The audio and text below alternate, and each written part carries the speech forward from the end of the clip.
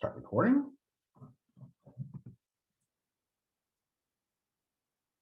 First of all, if there are any questions, put them in the chat. So today we're going to finish up the entity relationship modeling. And then we're going to, actually, since we're a little bit of ahead of schedule, which is good, we're going to then also do an introduction into normalization theory. So this is, again, this is the part of the course where we're doing database design, since it's important to get the design right, as you can imagine. All right. So just to recall from last time, just to do the very basics here, we might have something like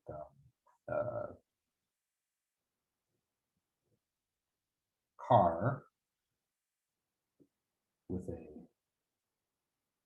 VIN number, which is the vehicle identification number, which is something that's stamped all over the car's body. So inside the car, there's like a lot of different spots. It's wet. It's etched into the car. So then, so this is, we're talking about a car, a specific car. So then we would have something like the make. So make is in English that usually would stand for like who's the manufacturer, and then the model. So you could have something like a Nissan X-Trail. Okay, and then we would have the notion of if we go by the standard interpretation, we can go with the notion of an owner. Let's do the Swedish interpretation. The owner is Pino, identifies the owner. So the keys get underlined, and then we might have the name of the owner. And then this right here, this is the verb, this relationship, and that would be something like owns. So an owner owns a car, or a car is owned by an owner. And then the question would be, how do we do the, how do we represent the multiplicities? That is, what is the relationship between car and owner? And the legal definition in Sweden would be many to one. Now let's assume that every car has to have an owner. Let's just assume that for now. If that's the case, then we basically say that we make a rounded arrow here, a rounded arrow, which means that every car has to participate in this. And from every car, the reason why the arrows point the way they do is every car you can then assign an owner, right? But for every owner, you can't assign a car. We have multiple cars that are pointing at that owner.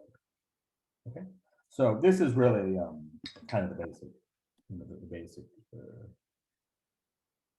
kind of modeling that we have in traditional Rust. Oh, yeah, I think that when people come on, sometimes they're not muted. And can you pin Mike's screen? I would like to very much pin that. So let's, again, this is a little bit of extra. Pin video to the first screen? Huh? Let me pin video to the first screen. I want to pin it to the, okay, if I pin it to the first, oh, there we are. So now it's pinned, right? Does that work?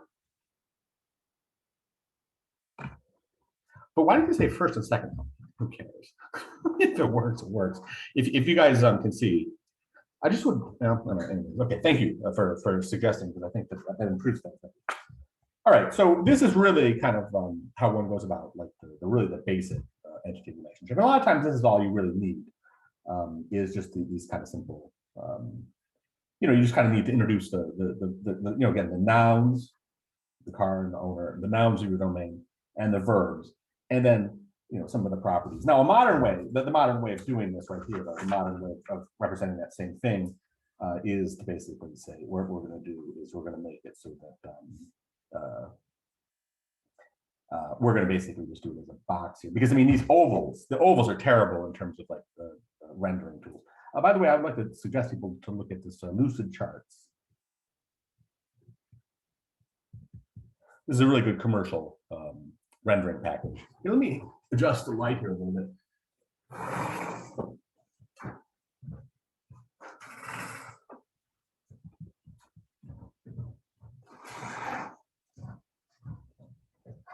I'm assuming that's a little bit better. Or now I can see my shadow. The modern way of doing this would be something like this. You'd have car, and then you would have over here, you would have owner. This is how lucid charts would do it, at least.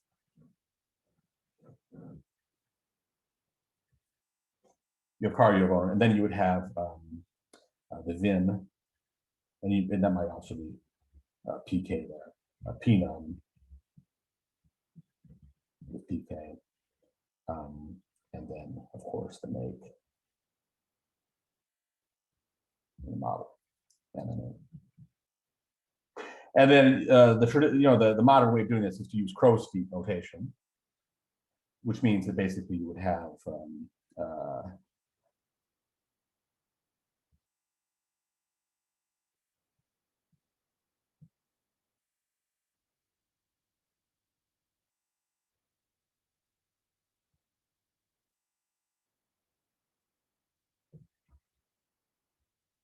okay.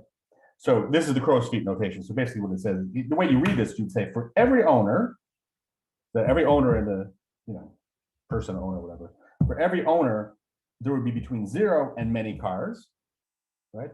And for every car, there would be between, oops. That was a mistake there. That was a mistake. Because again, we're having it so that every car has to be owned. So for every car, we would have between 1 and 1 owner. So there's one and only one owner, right? So that's this is crow's feet notation, a bit more modern. The problem with crow's feet notation, of course, would be something like if in this right here we have owns and we have start and end, right? Start and end for the start date and the end date.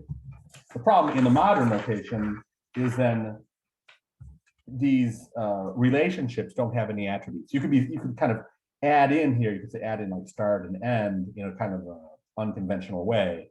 But that's kind of not the way that's really breaking the syntax of Lucidchart. So how would you handle this? Can you handle this? Sure, you can handle this in the modern thing. What you wind up doing is you wind up, and if you recall from your kind of, I don't know what the word is in Swedish, when you när man byter en verb till en substantiv. But in English, it's called nominalization. I don't know what it's called in Swedish, but if you remember back from your grammar class, your high school or middle school grammar class, there was the notion that you can take a verb and turn it into a noun. You can thingify the verb, and that's how you would do this. So if you wanted to have start and end in the modern notation, what you would wind up is you would basically say, we have this new thing called an ownership. Okay, what is the substantive of owns? We'd call this ownership. Right, so a record of ownership, and then on that you would have start and end, and then that would then the record of ownership would then, so every record of ownership would then actually wind up being the relationship here would be basically this: every record of ownership has to have one and only one car, and every car has to be associated with just one and only one record of ownership, right? But then when we go over here to, sorry, actually this is what's cool about Lucid is it will do this kind of stuff. It'll kind of, it automatically puts in the kinks on the, so then if you move this thing, then it would straighten out. It's a beautiful package, really. I really, really highly recommend this thing. It's just a very beautiful piece of work. And it's a free copy. There's a free version. You can have like 3 documents in it. So when you guys do your lab 2, I would say maybe do it using Lucid Charts, because Lucid Charts is widely used. So there's lots of, if you learn Lucid Charts, you learn something that maybe you can deploy. Right, and then when a record of ownership, let me see, how do I actually do this? Every owner can have between 0 and many records of ownership, and then but for any specific record of ownership, it will have one owner. Okay, so that's how you would handle this, which might come up where you actually have you want to have attributes on the relationship. what you wind up doing is you wind up just nominalizing. So this goes away. You nominalize it, and then you can retain these kind of attribute-less relationships or crow's feet notation. Right? Hope that's clear to people. All right, but anyway, so let's go on here then. All right, so that's just a kind of a quick review of kind of where we were at. I hope that was clear enough. Now, the actual, let's see here. Oh, I would just call that that doesn't really have a name, but I would basically call it Chen's notation, standing for Peter Chen, the inventor of ER. That's what I would call it. But I don't think if you go out there and you say that, people like, well, yeah, I don't know. Chen's notation, standard notation, maybe. But the thing is, actually, there's so many different variations of this, which are all kind of the same. But then you'll see stuff where they put stars here, and you see like people putting numbers here. It's just one of the reasons why this is so good is it just kind of clears all that stuff away and just okay, we're done. Okay. So one of the things to say about ER, though, just to kind of just for us to remember, one of the things about ER that's really nice is that it actually is saying something very specific and tangible. So this is definitely at the level of conceptual modeling, but we have an algorithm or kind of a semi-automated algorithm to go from something like this to the actual table definitions. All right. So we're actually able to do something with it. We're able to have a document that actually can turn into something that would run as code, right? And that's not always true with UML. So a lot of times one of the criticisms of UML is people doing these UML diagrams, it just winds up being called, you would call it slideware, or like, I mean, as we all know, ultimately you got to implement something and make it run to actually deliver value in the world, because who wants to look at slideware? And it's got to like have an impact. So, I mean, one of the criticisms of UML type documents and all that is that it just gives people an excuse to kind of dick around, just talking and talking and talking and not doing, which of course can happen, especially at bigger companies and bigger institutions. So what's nice about the ER diagrams is that actually there is a mapping out to tables. We went over that last time. The book does a pretty good job of covering it, although it's kind of, it's not really so formal.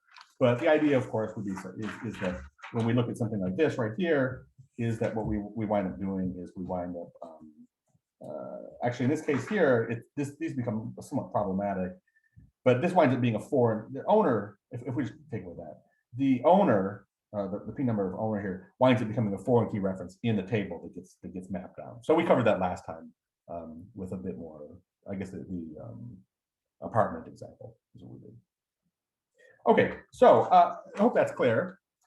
I just a couple little things I just want to make sure that people understand. This is kind of like traditional kind of interview type questions that people should know. This is the kind of question that somebody might say, and that is this: is that if I have the following, if I have customer,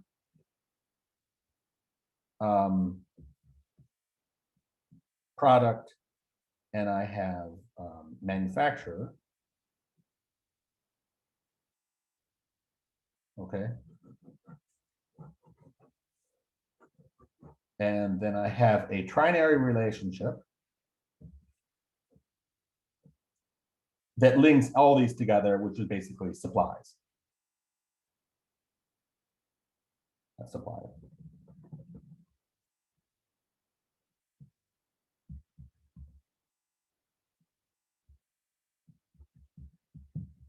Okay. And notice there's no arrows on these, because the thing is that any of the combinations are possible. So it may be that, like, let's say the products are like software and tires, and the customers are like Volvo and IBM, and the suppliers are like BMW and IBM or something, or BMW and Microsoft. Any possible combination we're trying to get at here is that we're not saying that the like, oh, one supplier only supplies a certain product, where they can supply any of the products. So it basically it's fully unrestricted. I hope that people understand what I'm getting at here. So this idea that we have this trinary relationship here between these three entities. A common interview question would be this: would be that can I get rid of that and then simply replace it with, okay, supplier supplies a product, and a product ships to or buys, buys the thing better. A customer ships, buys.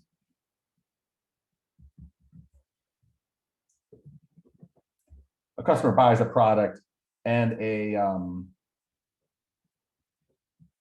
customer is supplied by a supplier.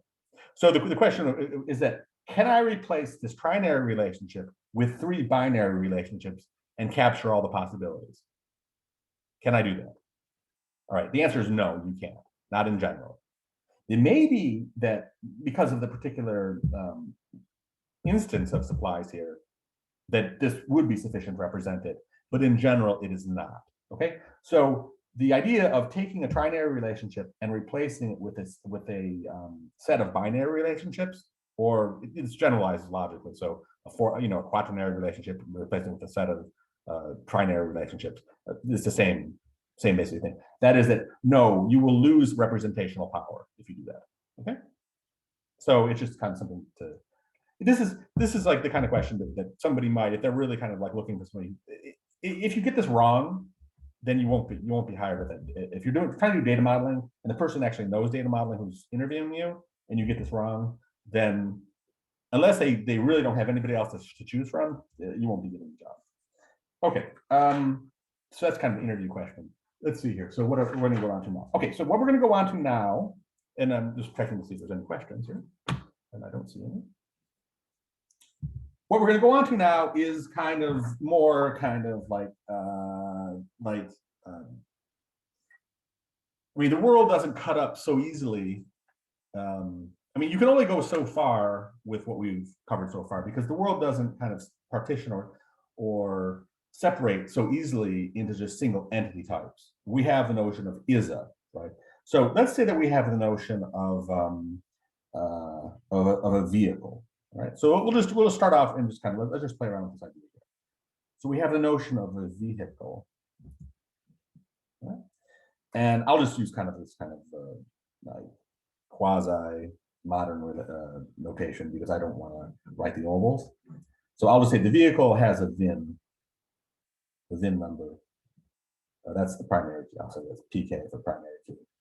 All right, we have a vehicle, and then we have, let's say we're modeling like the vehicles moving on roads. Okay, so then what we're going to do is we're going to basically have like let's just do let's start out first with just snapshot. So we'll just basically say located at.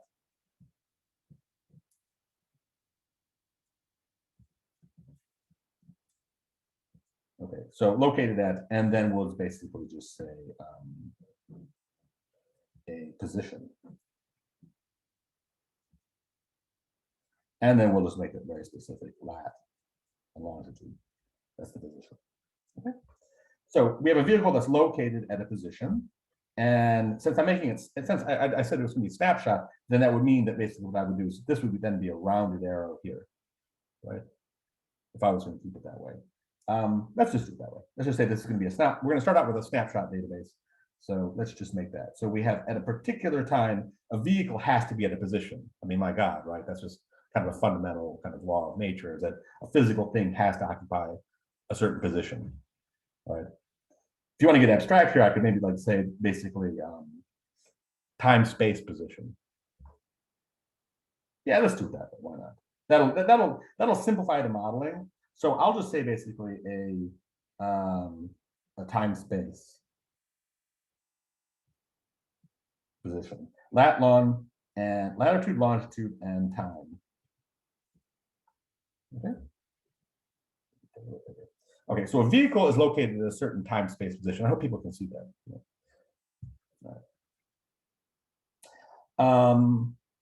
But what's a vehicle? That's pretty abstract. So let's see. Let's just see that. What are some different types of vehicles? When we do this modeling here, we're going to have some different types of vehicle. Here, I'll start it off, and I'll basically start it off with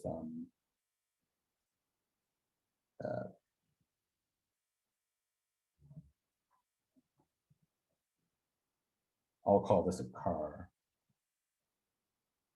which has a make and a model. Okay. So the car. Oh, what else can we have? Let's wait in the chat here.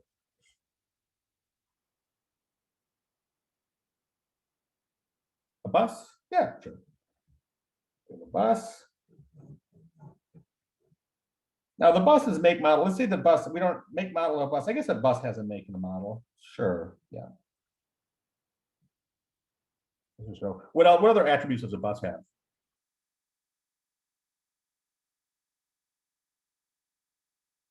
Okay, bikes, that's interesting. Okay, well, you know, this is yeah, sure.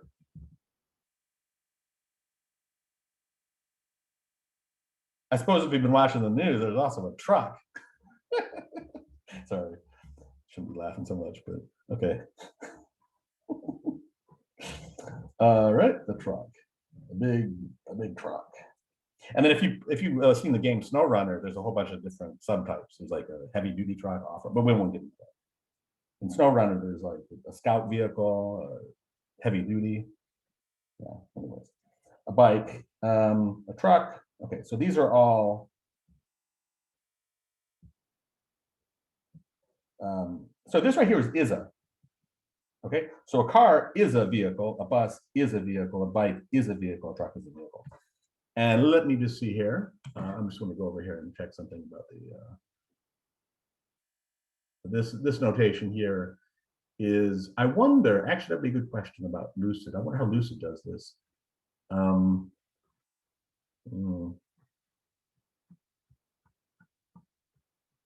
Good grief. Sorry, 1 second, everybody. Yeah, that bugs. Okay, anyways, I won't even get into that. All right. 1 sec. Just bear with me, people. I suppose if I was really being, sorry, I don't think it's included. Oh, that bugs. Okay, I'm sorry. If I was gonna, I should probably go and edit and cut this section out because it's just wasted time in the recording. Let's see, jet ski. Oh yeah, that's true. Boats, jet skis. We can have a fairly rich class hierarchy that we define under vehicle, and they're all located. So they all inherit this located at a timestamp position. But what you might notice here down here is if we have truck right here, truck might be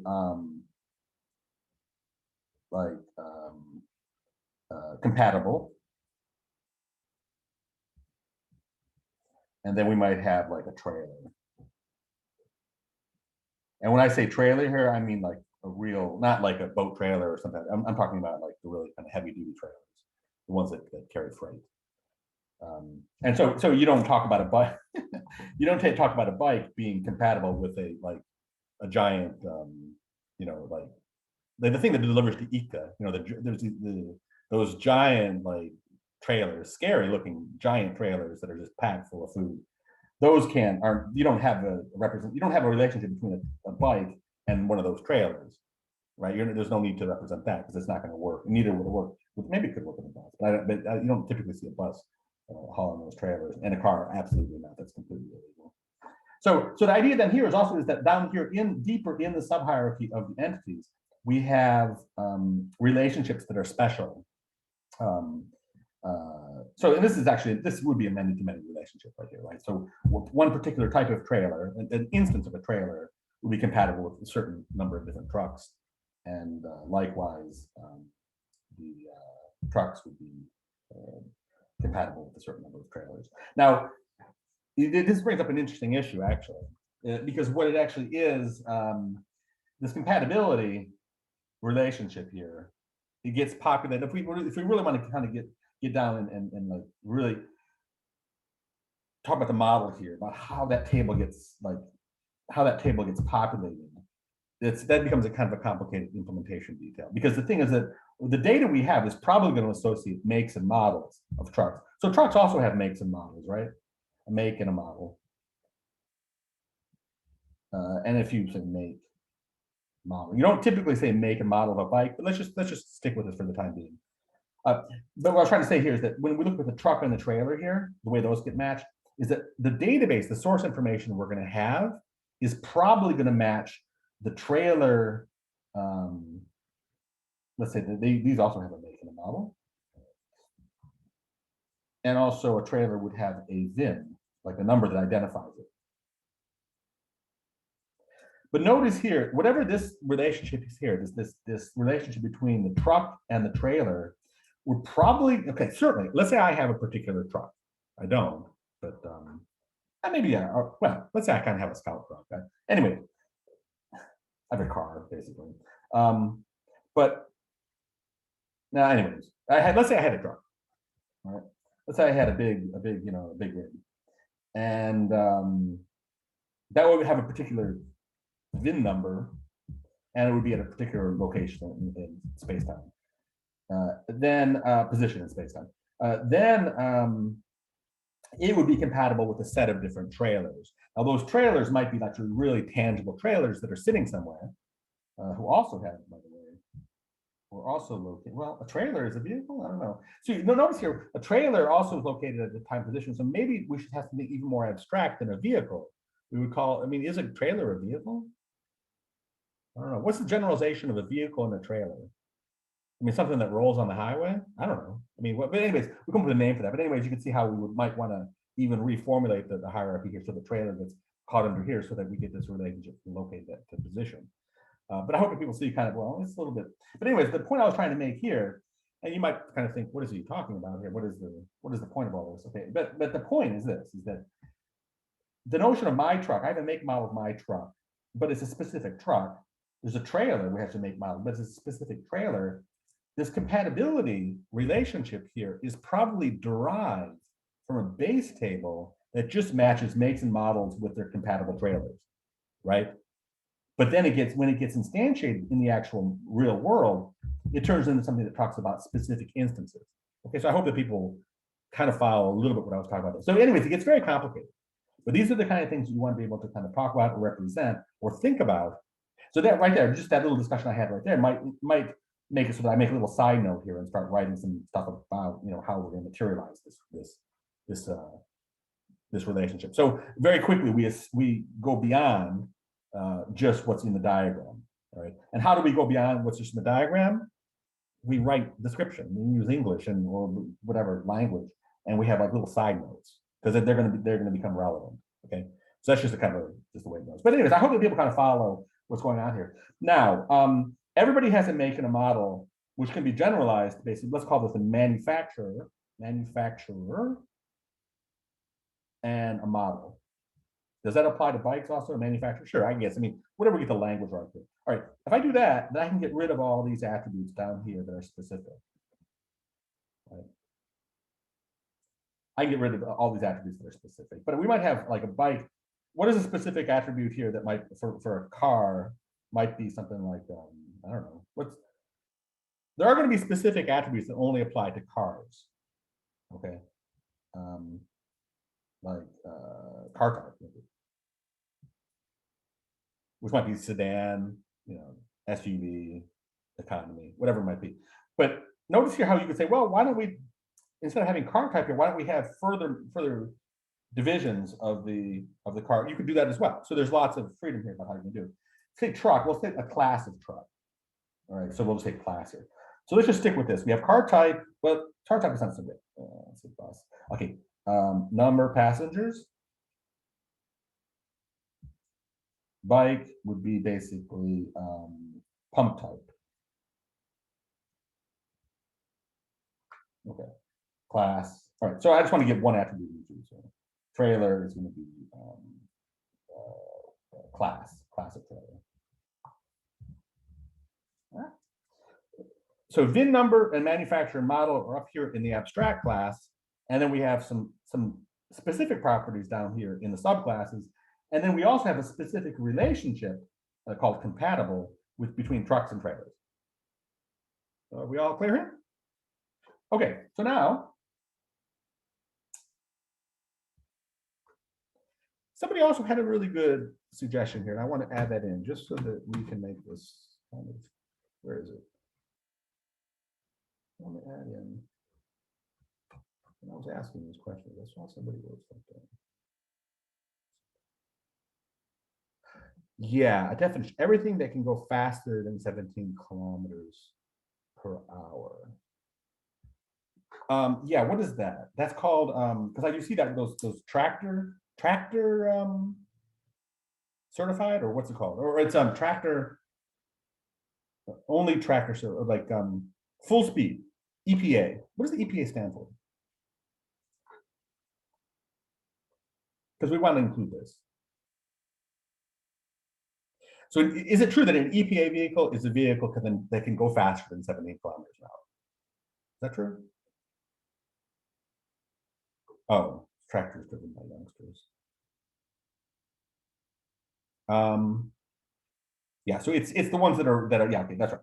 All right, so let's just say this. We're going to have another thing called an EPA. And let's say that EPAs have on them, they have a cert number. They probably don't, but let's say that they just do.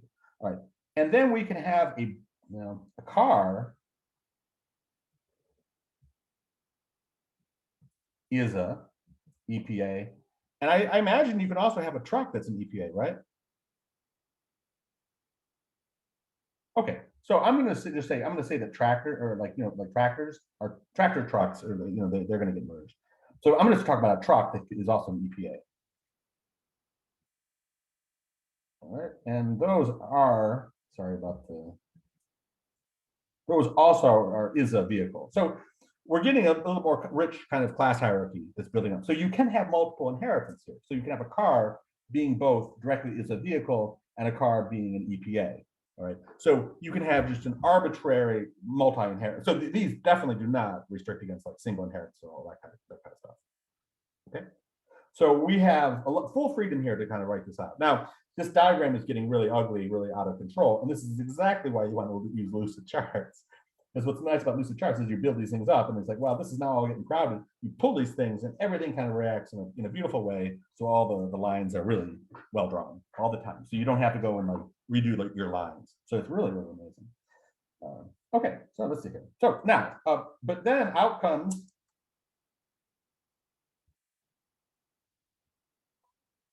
so we're done. We've talked about this thing. We've gone through the whole discussion of all this. And now we basically have to push a button on it. And we have to plop out from this a set of table definitions. All right, so how are we going to do that? How are we going to, this is where things get a little bit complicated. So this issue of mapping things down to tables. So we're going to kind of look at least part of this thing, and we're going to try to map it down to tables. Now, there are three fundamental ways that you do this. Okay, there are three fundamental possibilities. So there's definitely some choice here. All right. One way is the ER method. Okay, ER method. The second way is the nulls values method, which basically I would paraphrase is called wide table. Right? And the third one, which is really just kind of a straw man, just is the object-oriented model.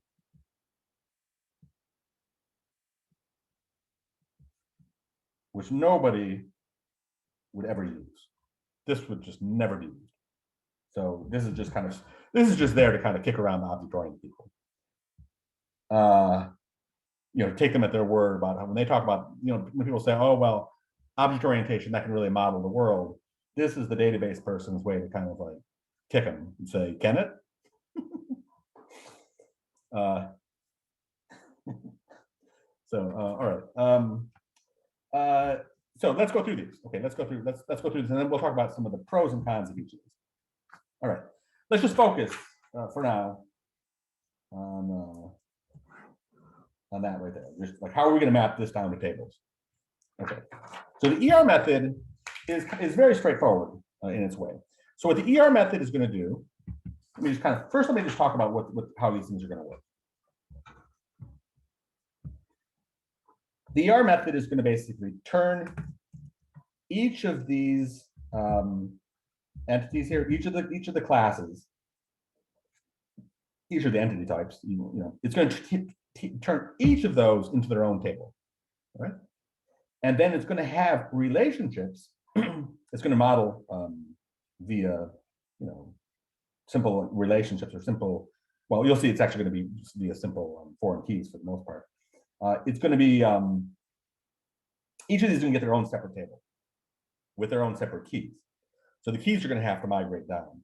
So and then it's all so in this case here, if we just talk about this, let's just get rid of the trailer.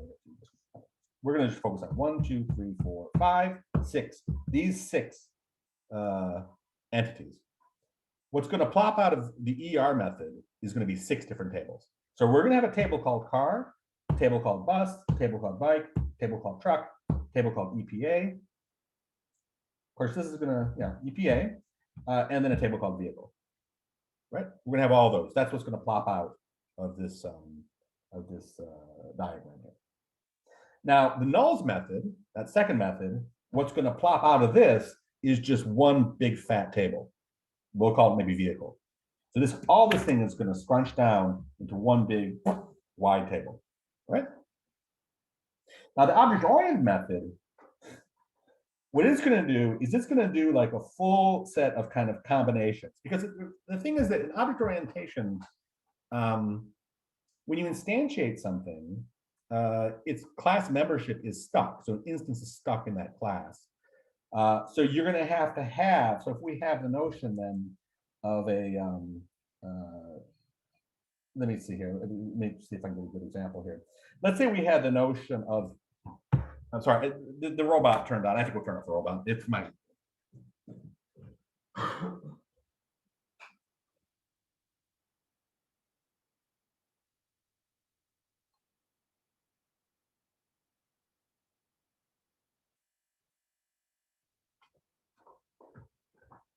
Sorry, that thing makes a racket, and I don't want to have to hear it, but it does clean the floor. Okay, to a degree, it does a good enough job. Let's put it that way. All right.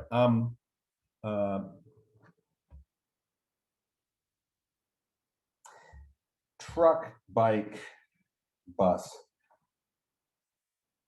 Truck and bus. Let's say that we're in our model here. I just want to make sure that it's just to make it so this kind of makes sense here. That I'm going to add something to the model. I'm going to take something away. I'm going to say here. Truck, bike, bus.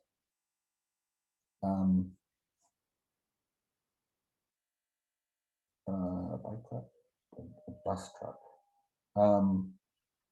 Yeah, let's do the bus truck. Let's say that we have a combined notion of a bus truck, which is a generalization of a truck. It carries, it's like, let's say there's a new vehicle that comes, maybe Elon Musk comes with this new vehicle or something, where it's a bus truck, where you could either load stuff on it or you can climb on it yourself and it just kind of drives around or something like that. Okay, so it's called a bus truck. Now, again, in the ER model, that's also going to get its own table. So we're going to have 1, 2, 3, 4, 5, 6, 7 tables. In the nulls method, everything's going to collapse down to a single table.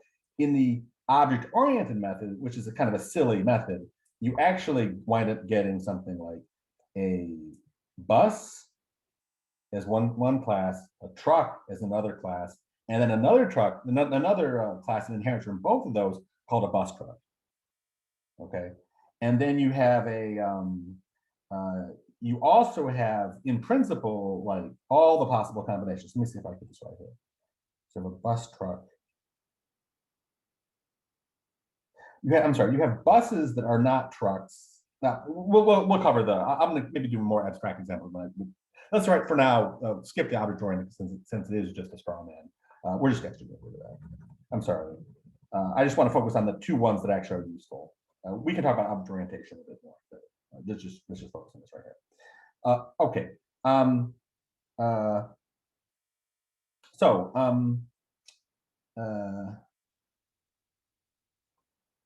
let's start out. Let's just do a quick part at least of the ER's the entity relationship version of this. Um, uh, yeah, we'll do the ER method. So the ER method is following, it works the following way. What we wind up doing in the ER method is we wind up having a table. Okay. We're going to have a table for vehicle. And it's going to have a VIN. A VIN number is its primary key. And then we're also going to have a manufacturer, a manu, and a model. Okay. Then we're going to have a car, which is, now here's the key thing, is that before you wind up knocking this thing out to the actual tables, what you wind up doing is you wind up taking the keys, the primary key of the root class, and that migrates down to all of them. So VIN winds up down here, VIN winds up down here, here.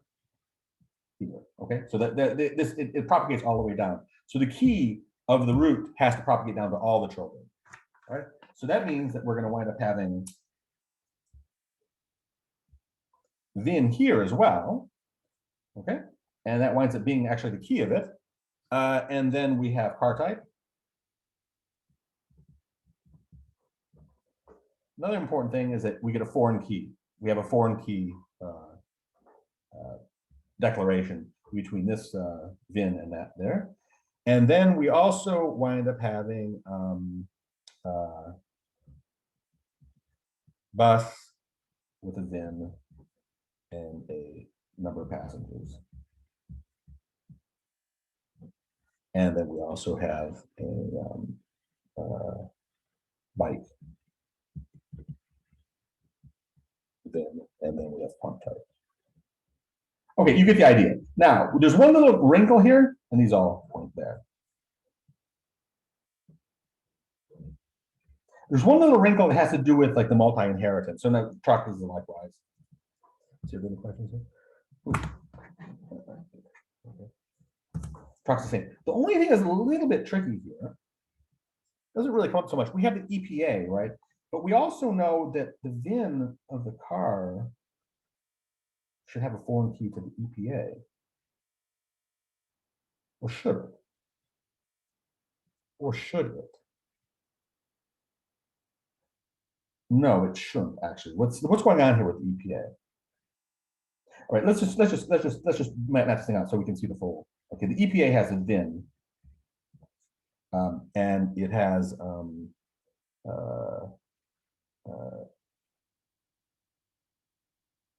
VIN, and it has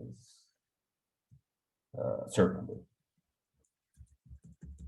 Okay, and just to kind of make things simple here, let's just do it with cars, the truck as well. Okay, class. So VIN and class. Oh, sorry about this. It's getting a little messy. All right, we have a little bit of a problem here. That how can we represent the fact that it's only that the if we look right here, we have part of our model here that basically says, well, only cars and trucks can be a member of the EPA class. And of course, the EPA class is then a member of vehicle.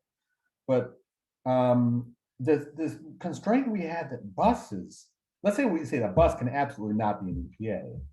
But the thing is that that's going to be very, very difficult for us to get satisfied with just foreign keys. And we can't get it satisfied via foreign keys. We won't be able to specify it. So there's kind of a constraint that's in this diagram here, which we cannot capture directly in the map out, in kind of some systematic map out. But if we wanted to keep that constraint in the model, then we would have to make a note of it and somehow implement that separately. Right. So things there are these kind of little wrinkles that kind of get added in when we go to when we're actually trying to model this kind of richer is a hierarchy, which have to be, we can do it in SQL, absolutely. We can make it so that nobody can ever, if anybody ever tries to put in an EPA that's not a car or a truck, that the system will reject that insert. We can do it. We can absolutely do it. But we can't do it with foreign keys. But we can do it, but not with foreign keys. So we have to keep that in mind. So then once we define the database, we have to have it so that it's somehow specified in the actual SQL. All right. Okay, but I hope you get the idea. So the idea here is, now let's take my car, right? My car, I'm not going to try to draw a car, but my car is not an EPA. It's not it's just a car. It's got a car type. Okay, it's whatever. My car is represented across these two. My car has a manufacturer and a model. So notice how my car is going to be represented by two tuples in the tables here.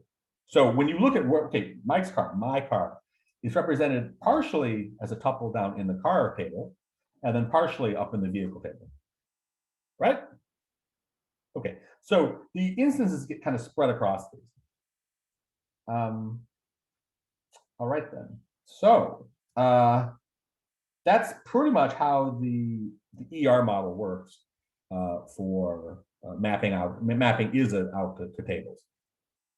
So I hope people got that clear. We can talk a little bit about what are the advantages and disadvantages of this. Let's get to that. Let's contrast this now with the full kind of pounding down to the Y table. All right, so now we're going to pound it down to a Y table.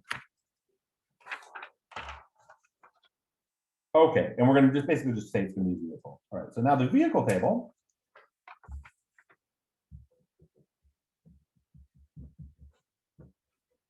is going to have a VIN, and it's going to, let's see, should we take a break now? Maybe we should take a break now, actually. And then let's take a break now. Yeah, good. Okay, let's take a break now. When we come back, I'll do the full Y table or the nulls method. And then I want to talk a little bit about some other stuff. I want to talk about a little bit of some modeling stuff. I want to talk about what's called MISI. And then just kind of do some wrap up, hopefully get some questions. Okay, so let's come back after breaks, and I'll just pause the recording here. And let's come back at 15 after. Okay, all right, so pause. Okay, now we're recording again. Yeah, a good question about, there was a question in the chat here. The notation, I think that, I mean, it's really up to you guys what notation you want to use. I think it might not be a bad idea to go out and maybe do it lucid. It's an easy tool to use, and you can do it for free if you only have one document or 3 documents, I think, or something. But then again, you'll get spam after that. So I'm not really sure, but there's no yeah. You can do it in the classic Chen notation, or you can do it in crow's feet, or you can do it using crow's feet and your own diagram tool. So it's really up to you. So okay, so let's continue here, and let's do the kind of Y table or the nulls method. So vehicle. So now everything is going to get, everything in this whole thing is in this whole hierarchy here is going to get squashed down to one single table. So it's going to basically be VIN, and then of course make model, or manufacturer and model. Then we're going to basically, here's what we're going to do. We're going to go to every single one of the subclasses, and we're going to put in its attributes. So all the attributes are going to basically, all the attributes in here are going to migrate up into the big table. All right, so that'll be, all right, car type, num passengers, and then pump type, and then class, and then cert number, because EPA is going to come as well. Okay, now I'm going to continue on here with the attributes here. Now usually the way this gets represented is as a bitmap, but let's just, we can do it as a set of Booleans. but okay, it's so basically I'll say there's an attribute called car. This is a Boolean, so it's true or false. And then there's one called bus, true or false, bike, true or false, truck, true or false, and EPA, true or false. Okay, so you notice what happened here. So what happened here, we have 1, 2, 3, 4, 5 different Booleans here, right? So strictly speaking, there are how many different combinations can all these take? There's 32 different combinations. So you could have it true for car, true for bike, and true for truck, and then false for bus and false for EPA. That doesn't make any sense, of course, right? That's like a strange combination of classes that would have to be, if you wanted to rule that out. So in other words, if you wanted to basically say that there's only certain, this is kind of something is a car, or something else. So basically what this actually relates to here is it relates to this MISI concept, due to Minto. MISI concept is basically mutually exclusive, completely exhaustive. So the question would be this: is this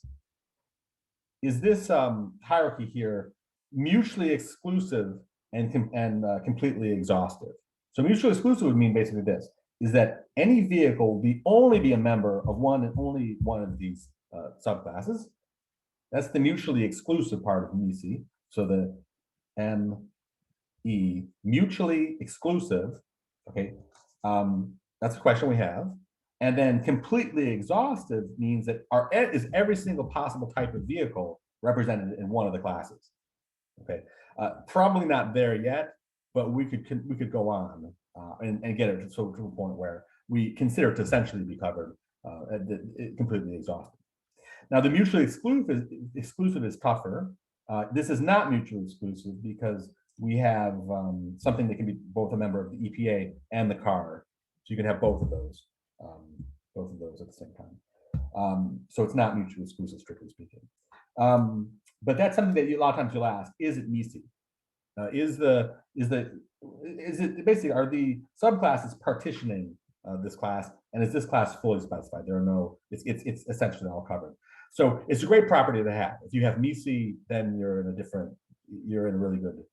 a much better position. And we'll talk about that in 1 second. But I hope that made sense what MISI is. You'll hear this a lot. What is MISI? Mutually exclusive, completely exhaustive.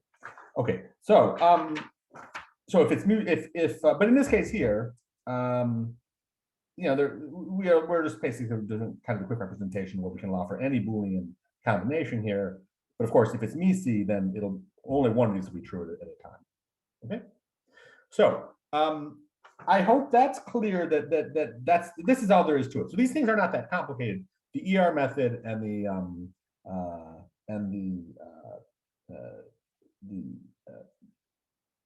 nulls method, or the wide table method, if you want to call it that. Those should be very clear now. But let's talk a little bit about the implications of this, though. So if I have my car, which has its make and its model and its car type, it doesn't have any, these are all going to be null values. For the tuple that represents my car, this is going to be null, that's going to be null, that's going to be null, that's going to be null. This is going to be false, false, false, false, true. Okay. So that's why they call it the nulls method, because if you look at the actual tuple that represents my car in the vehicles table, it's mostly null values. Okay, so there's a lot of null values that are kind of mixed in there. So that's okay. So what are the pros and cons of this? What are the pros and cons of? Okay, now I'll just I'm only going to make a side comment about the object-oriented model. But strictly speaking, what the object-oriented model needs to do is it needs to create a class for all the possible. It's going to have 32 different classes. So it's going to have a class of the car, the car bus, which I guess is kind of like maybe a VW bus or something. The bike, and then the car bike, and and then there's also going to be the car bus, the car bus bike. So strictly speaking, what the object orientation model has to do is it has to do the full kind of cross matchings of all the possible different classes. And I know a lot of these are meaningless, but that's kind of what it dictates that we do. So we don't do it, right? So this is why the object-oriented method is just not practical and not going to be even considered. All right? Okay, so good, we're done with the object-oriented model done. But let's look at these two primary contenders, the ER model, the ER method, and the nulls method. Okay. So the ER method, what are some of the, first of all, can someone give me a benefit of the ER method?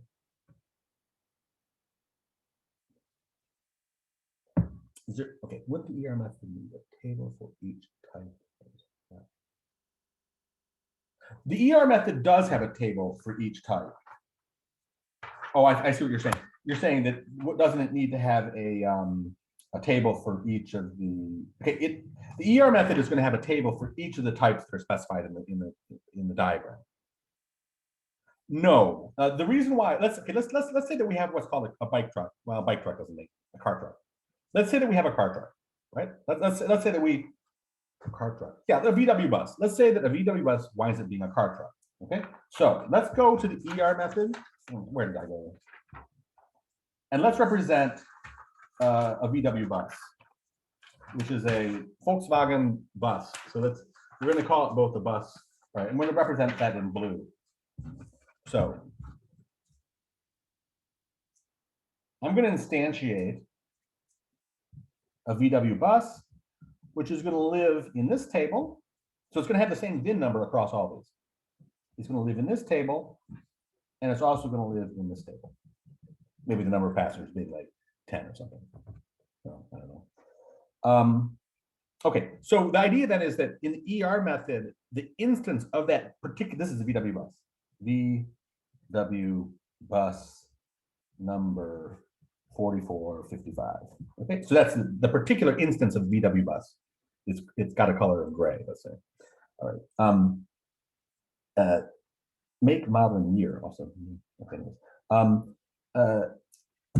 So this instance of that VW bus is living, it's going to be a tuple in each of these different tables, but it's all representing the same entity, and that can all be determined via a join on VIN. Does that make sense? So okay, yeah, good. So that's hopefully that was a very good question. I like that. It's important that you asked that question because I hadn't really covered that. I hadn't really kind of gotten that across, but now hopefully it is been communicated. Now the VW bus in the nulls method is just going to be a single tuple here, which is going to have the VIN number, the VW bus, and it's going to have a number of passengers, 10, right? And it's going to have true for car and true for bus, and then false for all the rest of them. Okay. So one single instance in the nulls method, and then distributed over these in the ER method. And in the object-oriented method, it would just be a member of a single class. So it would be a single instance. It would be a member of that special class called a bike. Called a car bus. Right? Okay, so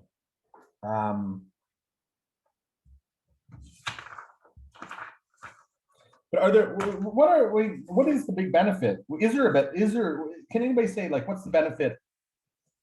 Why would it be good to have everything as like, why would it be good? What would be a good reason to have all this right here? To have everything kind of represented in ER. Each thing has its own separate table. What would be, like, say, the primary benefit of that?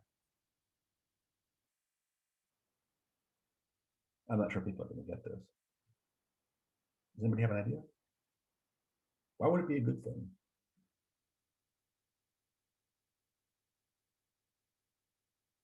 Easy to add another.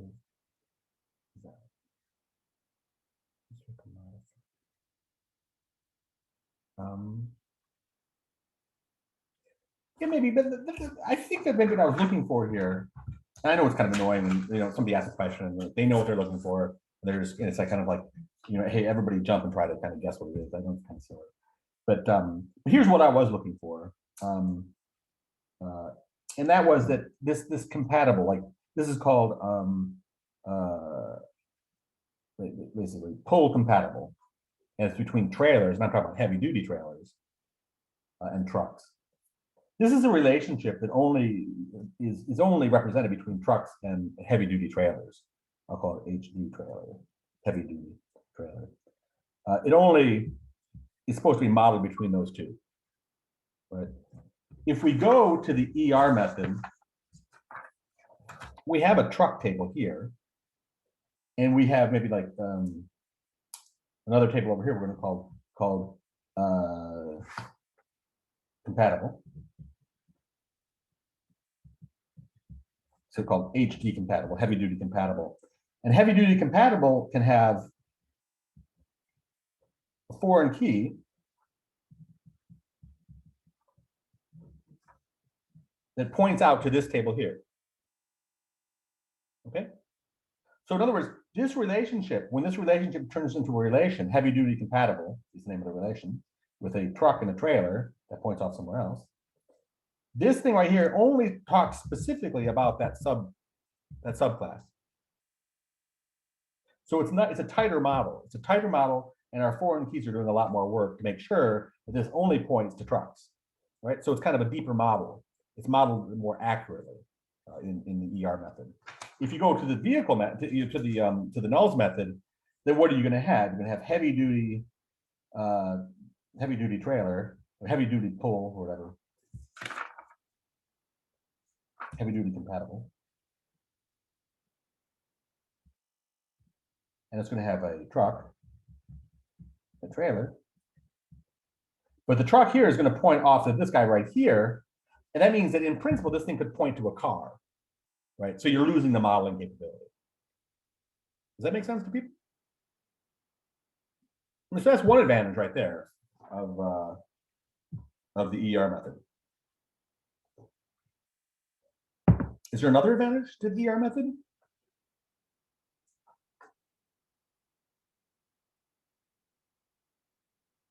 I mean, there's probably, excuse me. So easier to modify. What else? We're talking about the ER method here now.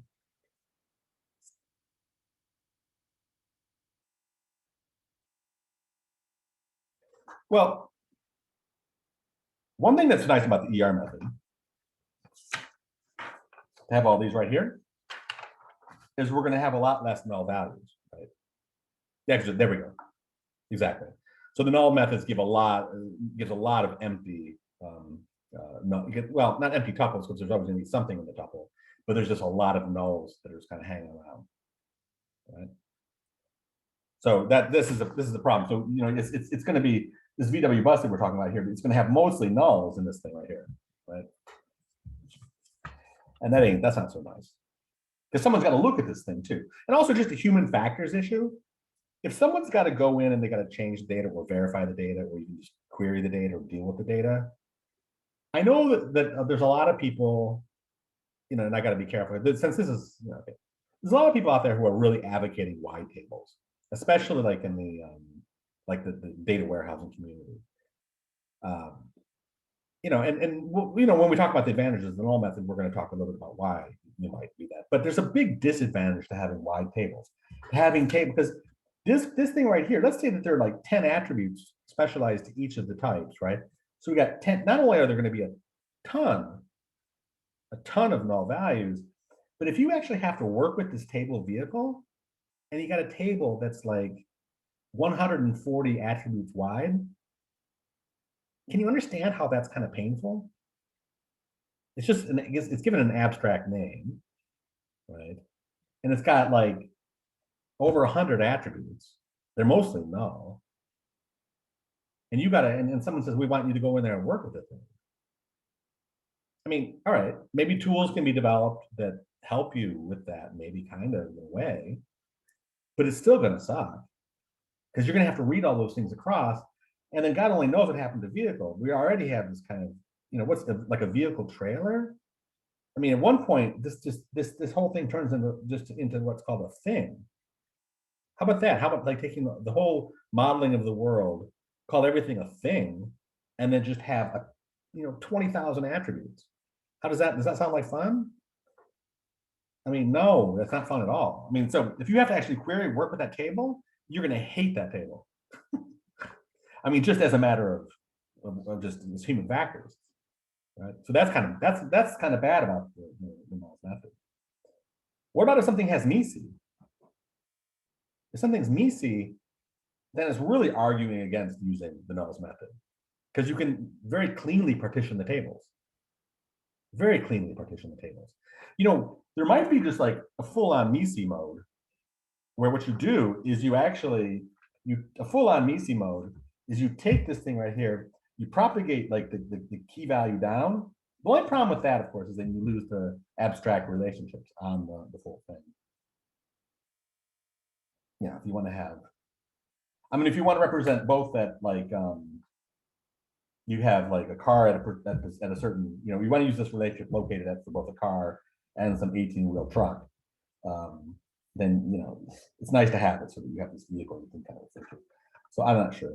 But anyways, so in other words, we probably want in the ER method keep this guy around so we can actually have an abstract relationship for locating that. But okay, so we can see some, okay, no values method. Yeah. So is there anything else that's kind of bad with the ER method here, or anything that's good with the ER method? So it's got kind of nice, better conceptual clarity. It's got like less null values. It has a lot more meaning when you go down to the actual tables themselves. You have a lot more meaning on the tables because you don't have all these kind of inapplicable attributes that are kind of tagged on as you would get in the null method. Yeah. So actually I'm in favor of the ER method now. So right now I'm thinking ER method is much better.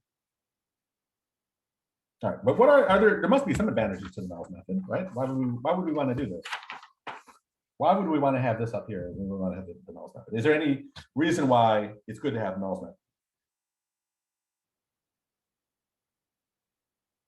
So wait here to see if anybody has anything to say about that.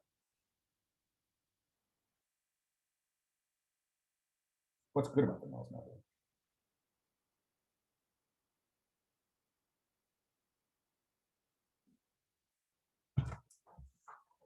Well, I can tell you one thing that's good about the nulls method, and this is actually one of the main reasons why people advocate for these wide tables. One of the reasons is because if you had to get the vehicles, if you had to get the cars of model Ford that are of type SUV, if you had to get those, let's see, couldn't we couldn't really model EPA car truck relationship in ER. Let's get back to that. That's the EPA thing is kind of an interesting thing. The EPA, we could, yes, we could model it. We could model that but that's it's a very good question. Let's return back to the EPA thing. The EPA thing is a little bit of a sore thumb that's kind of affecting us here. Actually, the EPA thing is what's called a category type, and that there are people who would make that a separate notation in ER, like the really advanced ER people. But let's get back to it. Let's just stick right now. Let's forget EPA for the moment, and we'll get back to that in a second. But let's just say here, if I wanted to get, like, so somebody says, I want the Ford cars of type SUV. Okay, this is the question. Somebody wants the Ford cars of type SUV. So give me all the Ford cars. List me all the cars. So these are going to be the VIN numbers going back. Because let's say that we saw there was a Ford car of type SUV that was involved in a hit and run accident, and in our city we want to get the list of all these. Sorry for the drama on the example, but let's just say we're looking for not just the models, but we're looking for we can get the models. But what we're looking for here is the actual VINs, the actual vehicles. So okay, if we want this right here, if we're using the ER method, then we're going to have to be able to calculate a join, right? We're going to actually have to be able to do a join between vehicle and car, because the model, or rather the manufacturer, is up here in vehicle, And down in car, we have the car type, SUV, right? So to actually accomplish getting these, right? That's why I say the VINs of the 4 cars of type SUV. If I, this is what I'm asking for, then it's gonna require me to do a join, right? And that's you know, you guys are all good at doing joins, I think, right? You guys are all good at doing joins. The problem is that there's a lot of tools that aren't so good at doing joins, and I'm afraid there are there are a lot of people who aren't good at doing joins either. And there are a lot of people who are tools who aren't good at doing joins. So I just had to kind of mix in the 2 classes there. So I'm kind of in the object-oriented mode there. No, okay. There are a lot of tools like these visualization tools and all that. And really, what they want is they want the input to be like a spreadsheet, right? And there are a lot of people who you ask them to do a join between those 2 tables, and they boggle at the idea of doing a join. So the main advantage of the nulls method is that it gets rid of the need to do joins. And then you might say, oh, that you know, and then not doing joins means we get kind of speed ups. And with that, I'm kind of like give kind of a skeptical look and say, really? You don't think indexes can make it so that we have a really fast speed up for a join with that? I mean, I don't think performance is really an issue. A simple join like that, I mean, you know, I don't think I don't think performance is really, when I say performance in databases, by the way, when you say performance, you mean speed. That's what you mean, like the actual speed of computation, how long it takes to calculate something. So simple joins like that are probably not going to really affect the performance because you have indexes.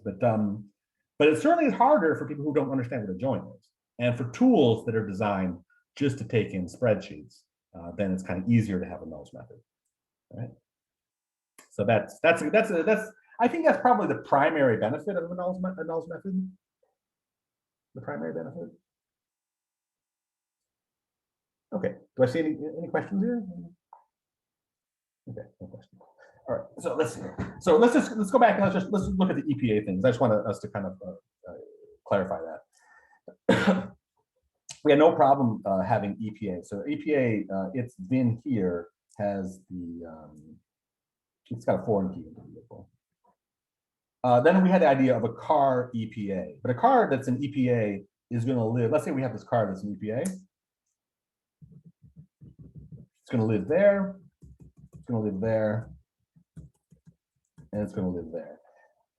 The only thing I was saying before, the only shortcoming of the ER method, or the only thing that was lacking, was that there was no automatic way to enforce that the EPA table only the VINs here in EPA are only VINs of cars and what did I have? What was the we had the EPA being car or truck. So the cars or trucks are kind of like distinguished. It's only the cars and trucks that can be a member of EPA. You can't have a bike EPA. You can't have a bus EPA. That's just kind of how we declared it. So the only criticism I had of the ER method was that we couldn't accomplish that that constraint with foreign keys. We can capture that constraint by other methods, but we can't get it through via foreign keys. Okay, so it's a constraint that's been lost in the translation out to tables. All right. Now, the same is true for the nulls method, by the way. So the nulls method has no way to say that EPAs, that when this thing is true here, either that has to be true or that has to be true. It has no way of stating that as well. So you'd have to have a separate constraint for this as well. So both of them are breaking a little bit on the mapping out of this EPA class. Right? So this is, I mean, this right here is called what's called a category in traditional. All right, so let me just talk a little bit about just to kind of like maybe finish up a little bit here on this. So the conceptual modeling stuff is actually quite deep, of course, because you could have stuff like the following. Let me just, so these category, you can have this idea of a category type, which is something that only the cars and the bus and the trucks can be a member of, right? And let's see, how can we actually get that to work? Let's see here, can we get this to work?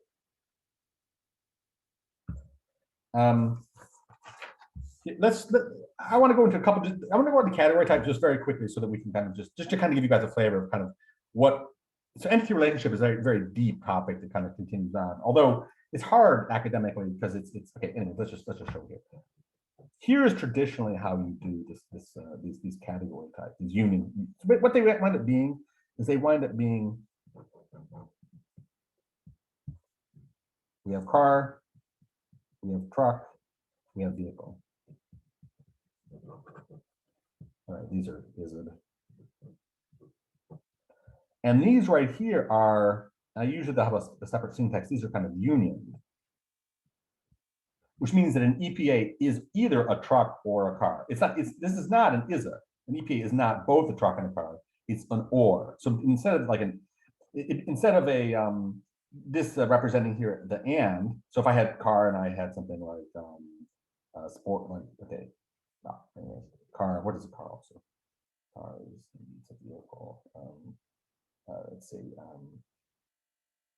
Anyways, you could have an EPA, and then this thing could participate in its own relationships. So this is what's called like the classically called a union type. We're not going to cover this on the exam.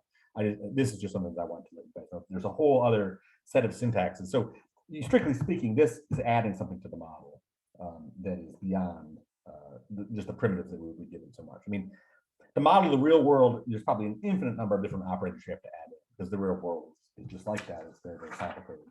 There's another concept that might be, I mean, ultimately these things are going to really like be important. I think like in like you look, I mean, if you look at, I make a prediction like the future history of data modeling. The future history of data modeling will actually systematically cover this kind of stuff, but there's no real systematic way of doing this right now. But you have the idea, for instance, you might have the idea of a lawsuit, like a plaintiff sues a defendant. So we have the idea of like these lawsuits going on, and that right there winds up becoming this meta object called a lawsuit. So, and the lawsuit might like be decided by a judge, or it might like, and this decision might lead to a precedent, or something like that. So the point is that in the real world you have this notion of conceptual aggregation. So you have the idea of like things being grouped into like these kind of larger kind of entities or larger sets that then have their own relationships on them. So this becomes very complicated very quickly, and it's very hard to kind of actually kind of represent this. But this is getting much closer to the way that truly that the world is modeled. Okay, so this is getting much closer, but you know, most people just run in horror from this because it's so complicated. If you're going to add these kind of primitives into your kind of diagrammatic language, then you're going to scare a lot of people off. So this is more the province of knowledge representation or artificial intelligence, kind of deals with these kind of more conceptual aggregation stuff. They or they just try to put it all to a neural net, which doesn't work, of course, because you know there's something neat for model here. But this is kind of higher order logics and kind of again, there's probably like 100 people at max or 200. There's not that many people in the real world who are actually working on this problem as an academic. If you guys were going to go into academia, I would suggest that you go into this for the level of kind of the depth of it all. But then again, the funding agencies, they probably won't understand that either. So you probably won't get funded, and you'll probably fail as an academic if you go on to the real hard problems. That's kind of the way it goes. Academics should focus on like kind of things that can sell in the funding, sell in the community and sell in the funding. So that is. Okay, so that was conceptual modeling. I think now we can move on over to like just at least kind of an introduction to normalization theory. Just get warmed up a little bit on that at least. So, but if there are any questions, just put them in the chat right now. I'm gonna just tee up this right here. One sec. La di da, la di da. Where are you? Download.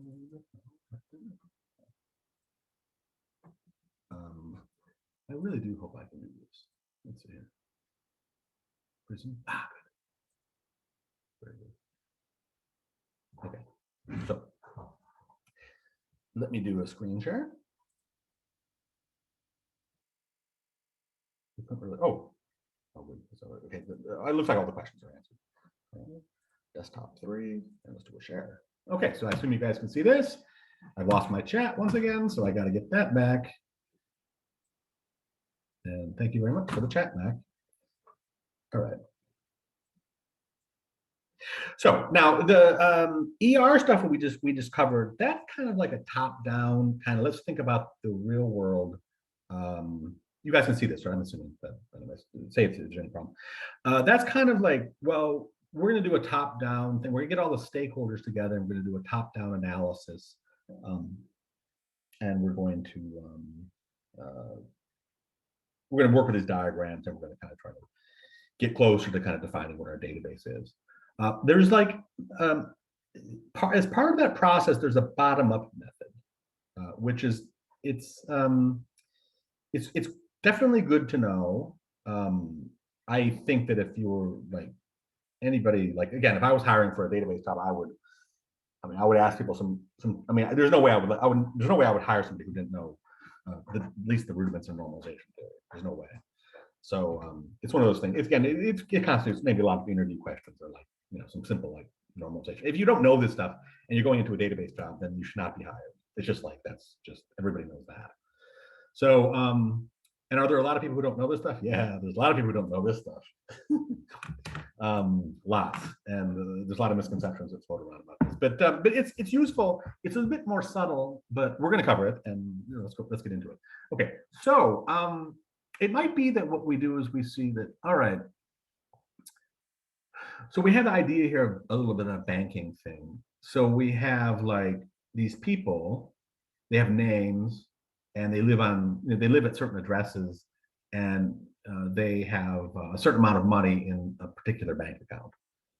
Okay, so this is kind of like, this actually is quite often. I mean, you get people who wind up doing this stuff. They just say, let's model. Okay, let's say you went into a company and said, well, we're going to model your activities, and then the person looks at you and says, I use spreadsheets, and they immediately start talking about these entity stuff, and they like look at you like you're crazy, and say, now I have a spreadsheet that has this, this, and this, and this, and this, and this as the heading. Maybe they have like a couple spreadsheets, but anyways, they say we have spreadsheets, right? We have the account number, we have how much is in there, we have the person ID of the person, and we have their name, the street, city, and their postal code, and we just list everything off like that. That's the way we work around here. Okay, and then you mentioned like, okay, all right. Right, but at least that they were able to kind of spell that out and they tell you like what all these attributes are. Now you look at this. Now, can people just intuitively say, is this a good idea to put this into our database? We're going to declare a table with attributes, with all these attributes, and then we're going to start putting in tuples for each of the accounts. Can people see that might not be a good idea? I mean, it seems like what's your intuition tell you right now? Is that a good idea for us to model things that way? I mean, it's obvious that the way I'm saying it, it's probably not a good idea.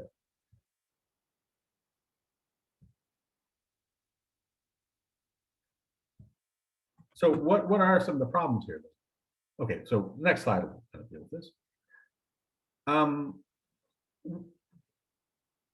Well, one of the main problems, of course, is that I mean, this is kind of one of the immediate obvious problems, and that is that we have Mike here, and we're repeating this the street name, the city, and the postal code, right? We're repeating that. So then what that does, that opens us up. First of all, it's a waste of space, but who cares about space? I mean, space is that. I don't care about space so much for this.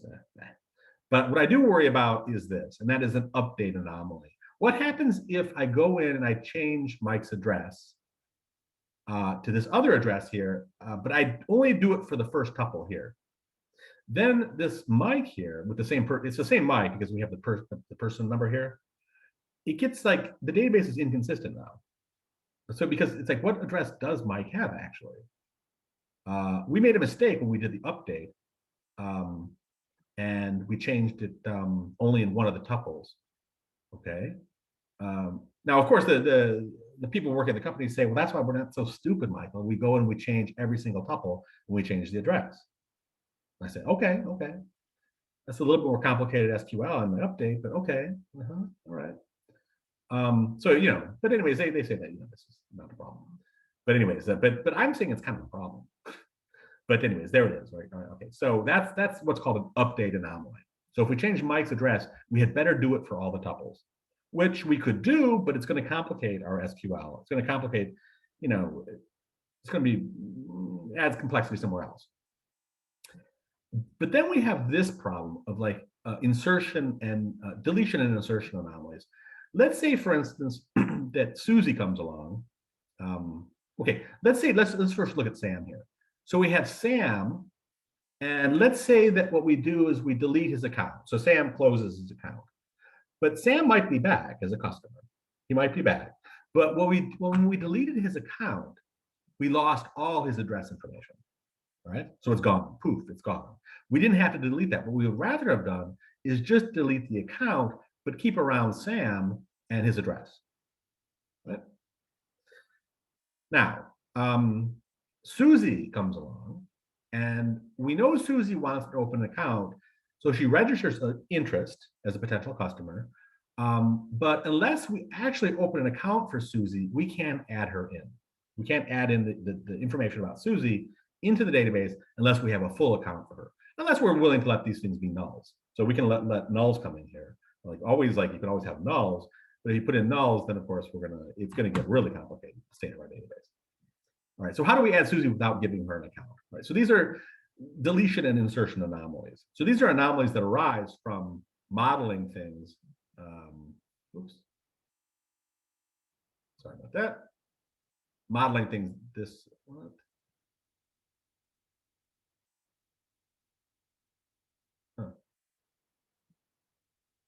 Modeling things this way, right? So if we're going to have just like a spreadsheet model of our database, then we're going to get this update anomalies where we have to change it for everything, and we're going to get these deletion and insertion anomalies. By the way, this update anomaly, does this happen if okay?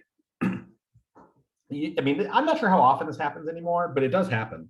And that is, you go to a place and it's usually small businesses, but it can actually be like departments and big businesses, and they don't have a database; they have a spreadsheet that everybody works with. And spreadsheets, if you're just going to do everything as a big spreadsheet, you're going to get this all the time, every day. You're going to be getting these update anomalies. It's going to happen all the time. All right, so this is why spreadsheets are not a good idea. If you're going to run any kind of significant business, please use a database, not a spreadsheet. So there's the eternal war between the people who know databases and us being completely frustrated over the spreadsheeters out there in the world. But we know we're right. Okay. Not to say that spreadsheets are good in their own; they have a purpose, but not to store the company's data. Okay. All right. So we get these. We also get these insertion and deletion anomalies because we're going to have a lot of null values if you put in somebody without giving them an account. All right. So there's another problem here, and that is there's the notion of kind of integrity of this system here. So now this is something that we're going to cover this in kind of its formal, like in its deep formal, characterization. But the idea here is that we have this notion of what's called a functional dependency, and that means the following: if we know a tuple's if we know a tuple's PID value, so that's the person number value, then we can determine their name, street, and city. Okay, which is true here. So when I have 20 here for Mike, then that determines. So if I take let me put more in logical terms. If I take two tuples in this table, and they both have the same PID, all right, two tuples, they both have the same PID, then they better have the same name, the same street, and the same city, right? And you might say, well, we don't have two tuples, but there was a logical characterization of what it means. So what it means basically just is that if you know a tuple's, if you know a tuple's PID, then that PID, that particular value of that PID, will determine a unique name, a unique street, and a unique city. All right, that's what a functional dependency is, right? And we'll see that these functional dependency statements, this is the bread and butter of normalization theory. So you're going to definitely have a keen understanding of what these kind of statements mean. All right. But again, logically, what they mean if I take two, it actually works better for this one right here. If I take two tuples that have the same street city, all right, and in this case here, there are two tuples of the same street city. There's this Kyrkovägen or Stockholm, Kyrkovägen 14 Stockholm. Those are two tuples with the same street and city, right? Then they, by definition, have the same P code, right? So that was actually where I was actually using this kind of idea of taking two tuples. In this case here, this logical definition, take two tuples with the same PID. That would basically mean there are three different, well, I could take this tuple and this tuple again. I could take this tuple and this tuple again, and this tuple and this tuple again, right? Because this is actually a primary key. And it'll always be the same. I mean, I hope that people follow what I'm talking about. But I just wanted to kind of like characterize it with a logical definition of take two tuples. If they have the same values of street and city, then they're going to have the same value of P code. That's kind of this is a better example of that two case, because it's basically forcing us to kind of look at two different distinct tuples. Whereas this one here is like, well, nothing's allowed into the, I mean, all right, but if we go here, and if I say, let's take two tuples with the same PID, oh, there they are. This tuple here has PID 20, and this one has PID 20. Then they had better have the same name, but they don't. This one has Mike and this one has Dave, right? So this right here is a violation of the functional dependency. This violates kind of how we want to model the domain, right? So we, that this right here, if we want to basically, we need to block. If someone tries to add this in, we need to block it. It's actually violating on many counts. It's violating the postal code one, street, and stop and city is getting this postal code. And now, see, these two should be the same postal code then, right? So it's violating pretty much all of our functional dependencies here are being violated by this this tuple here. So if you want to have it so that you're just going to have this big Y, this big Y table of all these attributes, you have to go in and you have to make sure that the you have to make sure that these functional dependencies are not being violated. And that's expensive. It's going to be a complicated way, because you have to maintain this integrity. It'll be a complicated methods that you're going to be required to do that.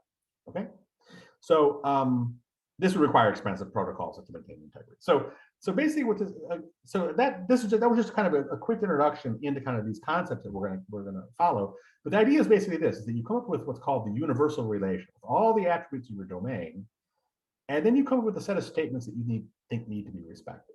So for instance, an account number should determine in this case here, we only have single owners of accounts. So an account number should determine an amount that's in the account and a person ID. The person ID should determine, we have people only living at single addresses. A person ID should determine a name, street, and city, and a street and city should determine a postal code. All right. Now, this might be this is a very simple toy example here, but if you get into something like where you then add in like time, so this is where time is actually kind of hard in your ER diagrams, but it comes out very naturally in these kind of things. So it might be a person ID at a particular timestamp determines the street and city. Okay, so it's easier to add in temporal and spatial relationships or concepts to functional dependency modeling than it is in ER. So there is some deep advantage then of kind of looking at things this way. Anyways, that was a quick introduction to normalization or these functional dependencies. We're going to, of course, on Monday, we're going to charge full force into this stuff, and we're going to get to the bottom of what's really going on with this kind of stuff. But I thought I would just kind of, since we had the time there, I would start it out. So we're a little bit ahead of schedule. All right, are there any questions? Because time is up here. I'll stop the share. And I will wait for any questions. Oh, I do have a lot of questions, it looks like. No? No, because the chat reset. So that's a funny way of doing that. No, it doesn't look. There's any question here. Oh, maybe. No, I think think that's probably just people realizing the class is over. Okay, I'll stop recording here and then bid you all goodbye. Okay, stop recording.